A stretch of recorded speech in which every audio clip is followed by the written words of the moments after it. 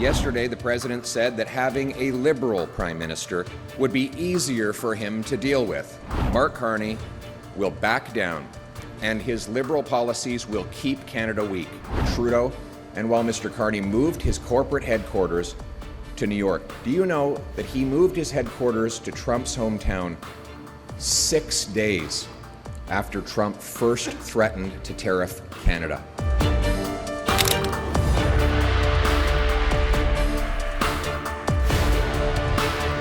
Yesterday, the president said that having a Liberal prime minister would be easier for him to deal with, just as he threatened once again to make us the 51st state.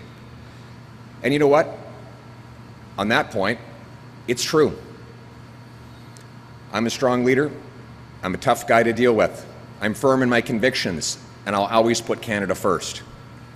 By contrast, in 10 years, the Liberals have blocked resource projects, hiked taxes, and driven $500 billion of investment to the U.S., all while Mark Carney moved his corporate headquarters out of Canada to New York, bringing jobs to the United States of America. Mark Carney will back down, and his Liberal policies will keep Canada weak, just like Trump wants. Giving the Liberals a fourth term will only weaken our country and strengthen Donald Trump. We need a strong, tough leader who will unleash our resources, cut taxes and red tape, build homes, and make our economy less reliant on the Americans, to put Canada first. And that is why I'm here today.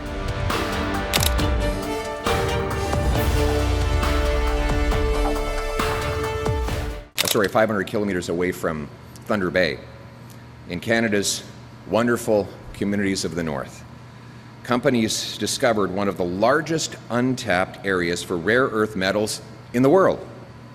Buried just under their feet was tens of billions of dollars of chromite, cobalt, copper, nickel, gold, and countless other resources that the world is desperate for. It's called the Ring of Fire. They could make Canada very rich. It would be life-changing for Northern Ontario towns, galvanizing thousands of paychecks and modern infrastructure. It would help our First Nations become richer. It would boost our economy with billions of dollars, allowing us to become less dependent on the Americans after we start selling those resources overseas.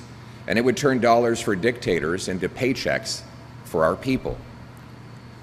It would allow us to break our dependence on Beijing for batteries, turbines, solar panels, satellites. So you might be asking, we've known about this place for a long time. Why are there no shovels in the ground? Why are there no paychecks in workers' pockets? Well, the answer is the Liberals did everything they could to block this project. They have a keep-it-in-the-ground ideology. They have an anti-resource development policy in C-69. They've been sitting on the permits for 5 years. The process was started by former Liberal Environment Minister Jonathan Wilkinson in February of 2020, about the time when Mark Carney became Justin Trudeau's economic advisor. After he did nothing for 3 years, then Trudeau moved him out and put Stephen Guilbeault in. Guilbeault is a radical environmentalist who's still in cabinet, and he blocked the project. In fact, he came out and said he doesn't want us building any more roads in Canada because he doesn't like cars. So finally, 2 years after that, the Liberals completed their work by creating yet another 2.5-year process that would only lead to another report that won't even decide whether or not the project can go ahead. That report will cost Canadian taxpayers and industry and will get nothing done.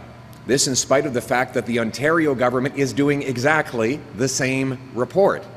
So we have more bureaucrats busy doing paperwork instead of miners digging for minerals. So, after a decade of Liberal keep-it-in-the-ground ideology, the Ring of Fire is on the brink of collapse, not to mention that Bill C-69, the Liberal no new pipelines and resource law, is still in place, making it impossible to get anything approved. A decade has gone by where Canada has had the worst economic growth of all our competitors. The American per capita GDP has grown 40 times faster than Canada's. Investment is leaving our country and making America stronger. The Liberal gatekeepers and red tape have devastated our country before Donald Trump's tariffs, and they are an existential threat after those tariffs. That's why I'm announcing today that my government will set a deadline of 6 months to green light permits for the Ring of Fire. We will unleash the production of chromite, cobalt, copper, nickel, platinum, and others. We will also commit $1 billion over 3 years to help the Ontario government build the highway to get there. I hope that highway will be built with your asphalt, with your concrete, and with your hard work. The supplies that you make here that are so often made in Sudbury will be absolutely necessary to build the infrastructure to get the minerals to market from the Great Ring of Fire. We will let companies investing in the Ring of Fire share some of their federal corporate tax with local First Nations to help lift them out of poverty. And many of those local First Nations are strong supporters of this project. I think of Chief Cornelius of Webequie, of Chief Bruce from Martin Falls. They have actually met with me and asked for this project to go ahead as soon as possible because they know it will make them richer and better off for the future. And because NATO has identified many of these critical minerals as necessary for our common security, we can count some of the expenditure on the road towards our NATO 2% target for defense. We'll make this money available by cutting foreign aid, bureaucracy, consultants, and other Liberal waste to free up money for productive investments. We'll unleash the production of our resources for our benefit. Only a Canada First Conservative government will rapidly approve projects like these. We will repeal Liberal Law C-69 and instead grant rapid permission to our companies to build more pipelines, more natural gas exports, more data centers, more mines, and more projects of all kinds across this country. We will stand up for this economy and our people. We will also repeal the entire carbon tax law on consumers, on industry, for everyone, for good. That will protect paychecks and bring production home. We'll also make sure that, speaking of home, that home will be safe again. We'll carry out the biggest crackdown on crime, illegal border trafficking, and drugs, so that you're safe again. I know that people in Sudbury no longer feel safe. When I crack down on crime by locking up criminals with jail and not bail, we will re-secure our communities so our children can play safely in the streets. Most importantly, we will become a strong, self-reliant, sovereign nation to stand up to the Americans and stand up for ourselves.